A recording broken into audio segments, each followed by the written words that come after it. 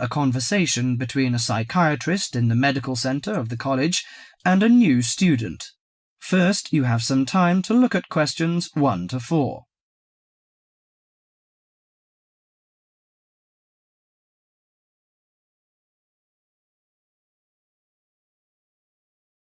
Now listen carefully to the conversation and answer questions 1 to 4. Hello, sit down, please. Thank you. Now, you are a new patient, aren't you? Yes, that's right. OK, so I'd better get some basic details down first. Right, we'll start with your name. Martin Hansen. Do you spell that S-O-N or S-E-N? Hansen. OK, and you're a first-year student? Yes, I am. Study in? Electronics, actually. I hope you enjoy it. Thanks. And your address? 2805 Hesperian Avenue, Hayward. 2805 and Hesperian. Yes, that's Hesperian. Hayward, Hayward. And your phone number? 734-246-55. 734-264-55. No, you got the 6 and the 4 the wrong way round. It's 246-55. Huh? Sorry, right. And, when were you born? The 15th of June, 1986. Here in New Zealand? No, I was born in Sydney.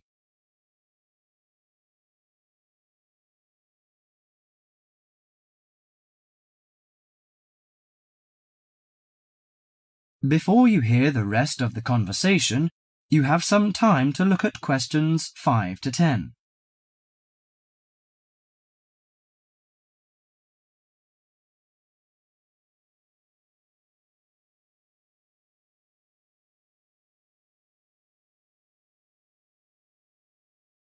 Now listen to the conversation and answer questions 5 to 10. Good. So, what's your problem? Well, frankly, I wonder whether it is a problem. I get the blues, and it lasts for quite a while. I don't know how to... Yes, we all feel sad or get the blues now and again. Generally, our sadness lessens in time, and with the support of friends. However, if the depression leads to difficulty in thinking and greatly disrupts your daily routine, it can be evidence of a psychiatric problem. What do you feel exactly? I always feel sad and worthless. I find it hard to fall asleep and wake up early in the morning. How long has it lasted? Nearly half a month. Do you feel fatigue or loss of energy? Or you may have lost interest or pleasure in usual activities? Yes, sometimes. At first I thought I could overcome it by myself, but I failed, and I'm so glad that you came here. It seems that you are suffering mild depression from your symptoms. Depression? Yes, I feel depressed sometimes. But why would I... Depression may occur as a result of biochemical changes in the body. Alcohol, amphetamines, cocaine, and LSD can bring on depression. Those who have a family history of depression usually have a greater risk of depression. Sometimes the worrying changes in life can lead to depression. I see. I had a really bad breakup of a love relationship. It makes me feel hopeless. Do you think I need some treatment? Yes. Antidepressant medications are often used to treat depression, if it is serious. But I don't suggest them at first because of the side effects. I suggest psychotherapy, which can give you support and help you regain control. So do I need to come here every day? No, I will arrange counselling sessions for you, which will last 12 to 20 weeks. You come here once or twice each week. The psychotherapy is directed at helping you gain insight and understanding about events in your life, which may have contributed to your depression. With growing insight, you can often learn more effective ways of coping with your feelings and changing your behaviour. What can I do to take care of myself? Well, at first you should do some physical exercises on a regular basis, at least 3 times a week. How is your food? Do you eat well? Yes, I think so. I eat at my homestay family. Good. Find a hobby or a positive recreational activity to participate in once or twice a week. I know it's difficult for you, though. When you feel it's hard to overcome the depression, come to the counselling session. Remember, ask for help if the load is too heavy to handle. Yes, I'll try. So, when will my counselling session begin? I'm going to arrange that for you. That is the end of part 1. You now have half a minute to check your answers.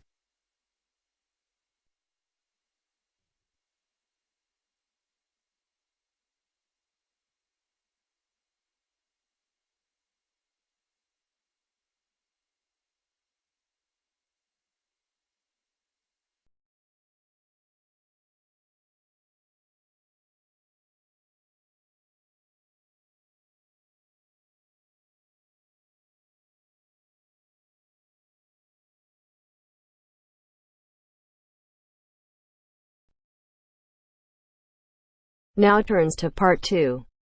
Part 2. You will hear a presenter on a radio phone-in show. The presenter is talking to a woman who was bitten by a poisonous spider. First, you have some time to look at questions 11 to 15.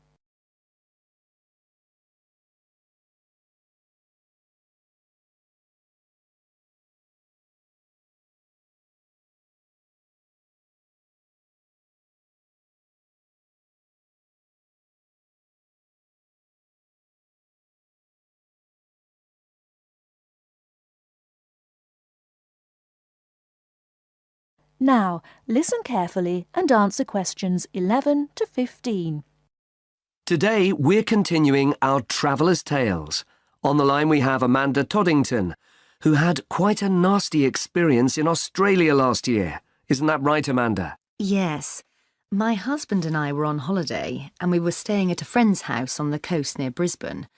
It was towards the end of the holiday and I was about to go into the garden and enjoy my breakfast.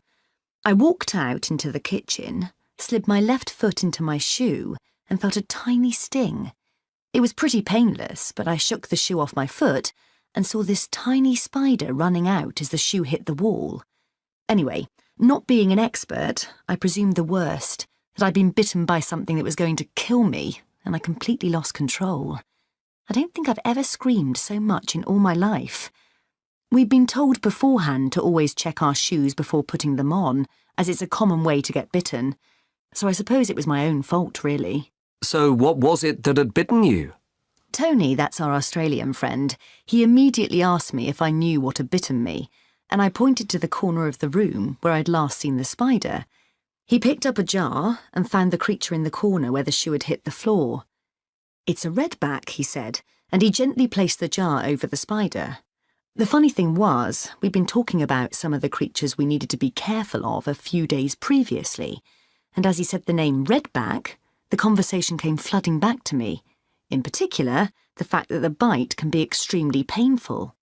I've found out since that the redback is from the same family as the black widow spider, and it's the female that does the damage, which it turned out was what I'd been bitten by.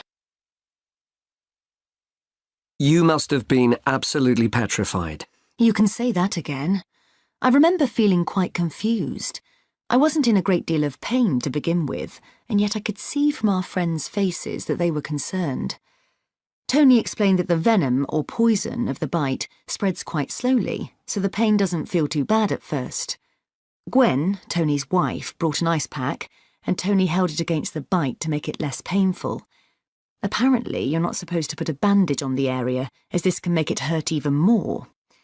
Tony tried to put my mind at rest by explaining that this was quite a common bite, that the hospital would have an antivenom and that everything would be okay. But I was beginning to panic.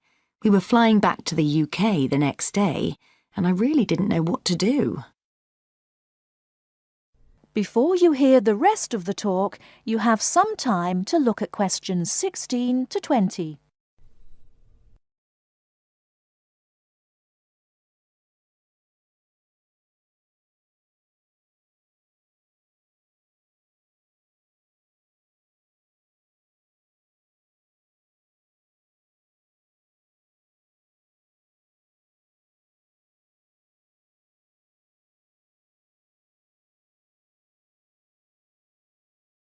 Now listen and answer questions 16 to 20.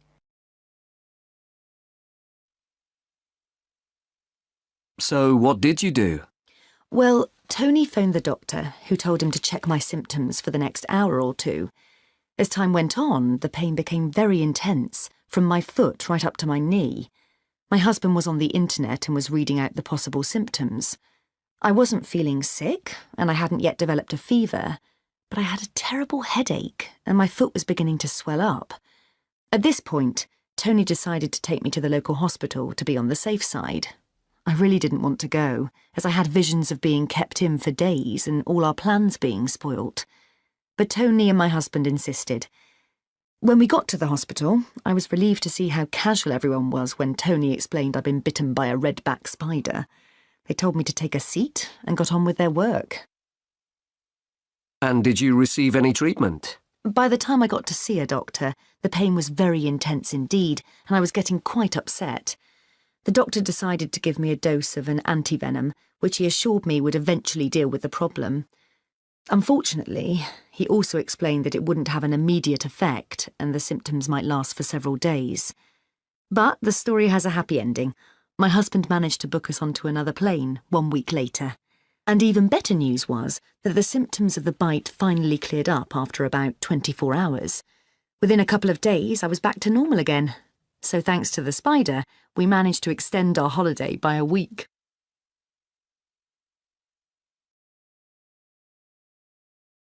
That is the end of part 2. You now have half a minute to check your answers.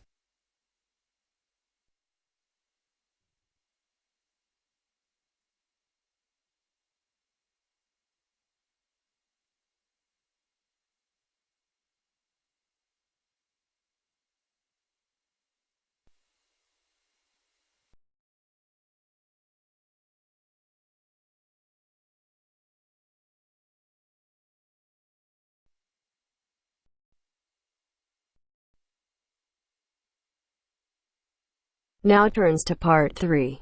Part 3. You will now hear a radio talk on agricultural regulations. First, you have some time to look at questions 21 to 25.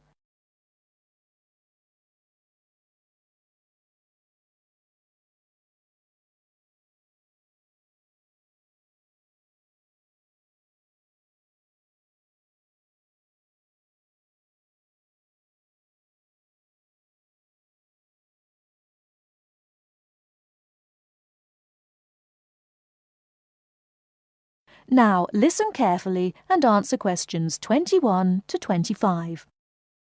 Could there be clearer proof of the arrogance and indifference of those who are supposed to keep our food safe than the muzzling of John Verrill?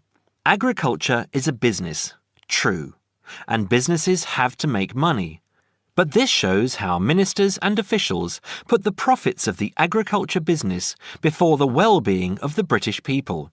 Mr. Verrill, a pharmaceutical chemist, was appointed to represent consumers on one of the many committees that advise the government on food safety. When he tried to do his job, though, and wanted to warn ministers of a danger to children's health, he was refused permission to do so. The danger comes from hormones given to cattle in the USA and some other countries to make them grow faster.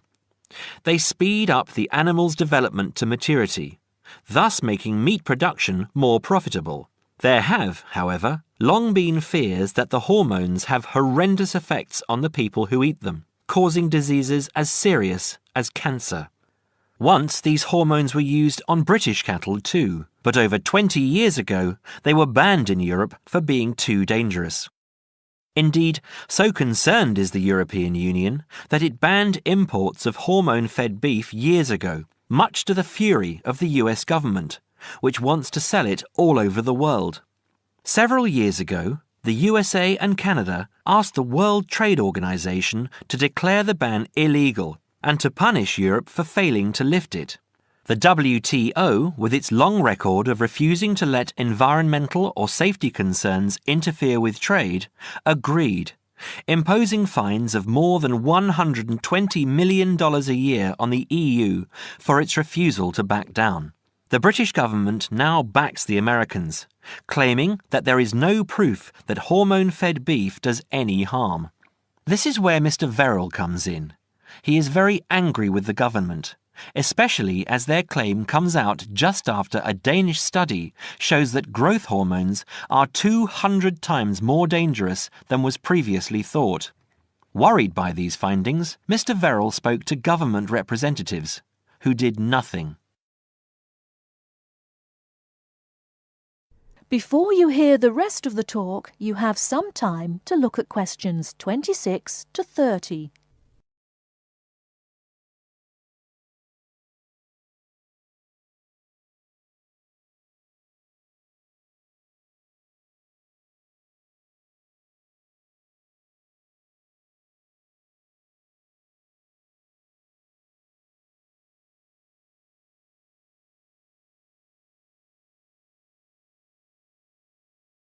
Now listen and answer questions 26 to 30.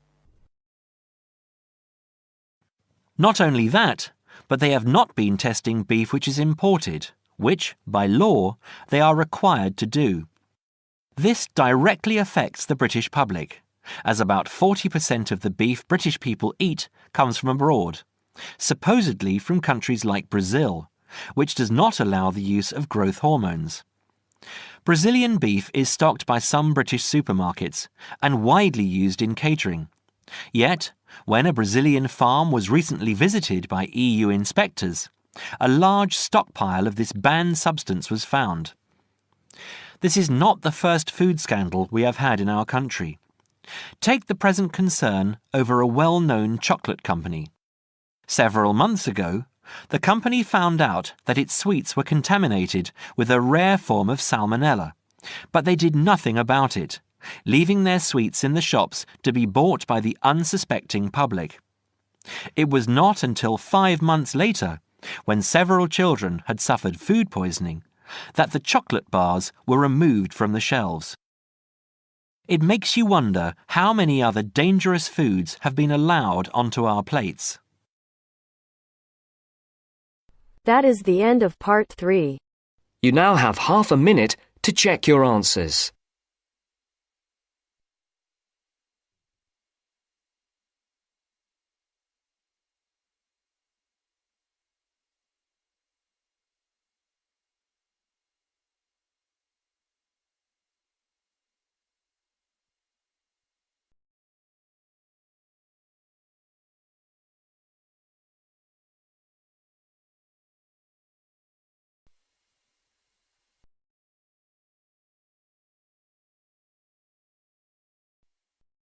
Now turns to part 4. Part 4. In this section, you'll hear a lecture on coral reef. First, you have some time to read questions 31 to 40.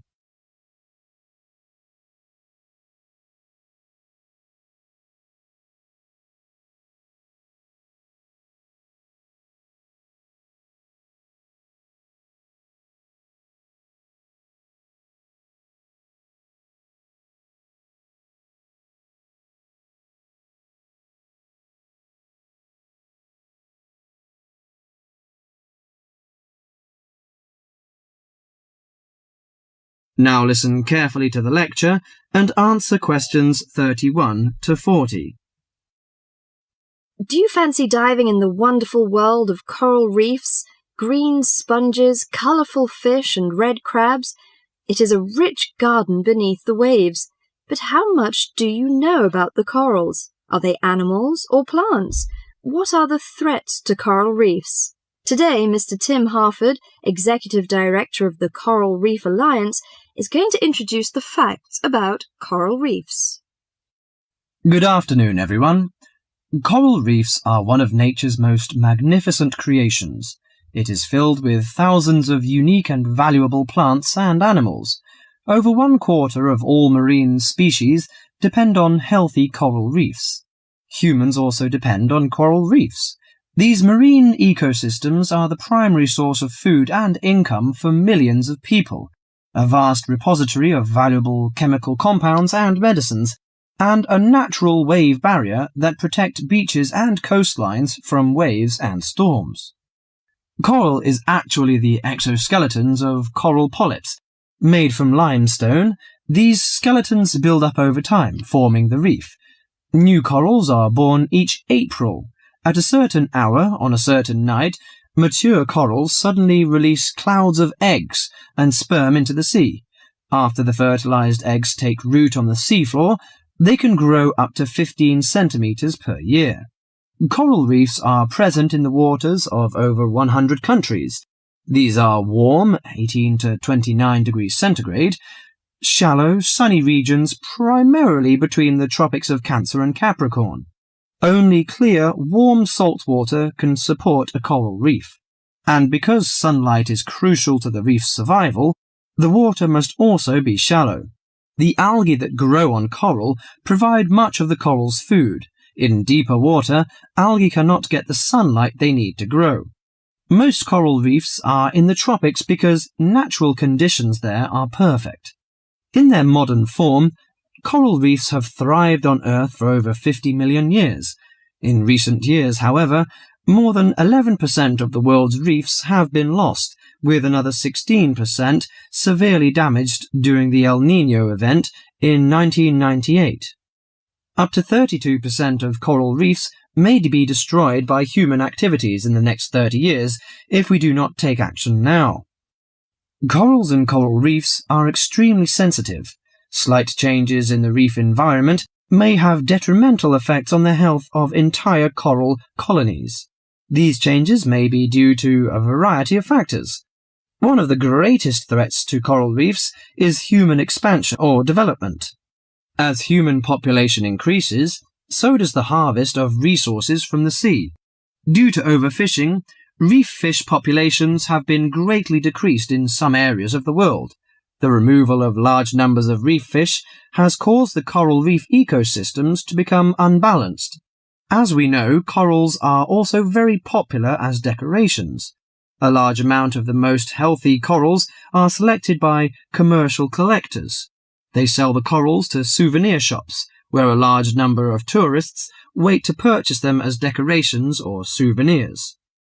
Coral reefs also receive much damage from both commercial and private vessels. The leakage of fuels into the water and the occurrence of spills by large tankers are extremely damaging to local corals. Although much of the coral reef's degradation is directly blamed on human impact, there are several natural disturbances which cause significant damage to coral reefs.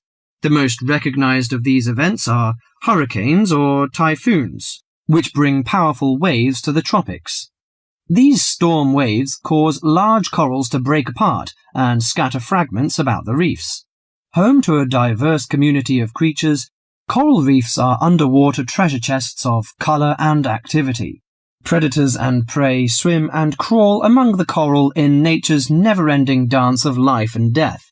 This lively, fascinating world beneath the waves is just waiting to be explored.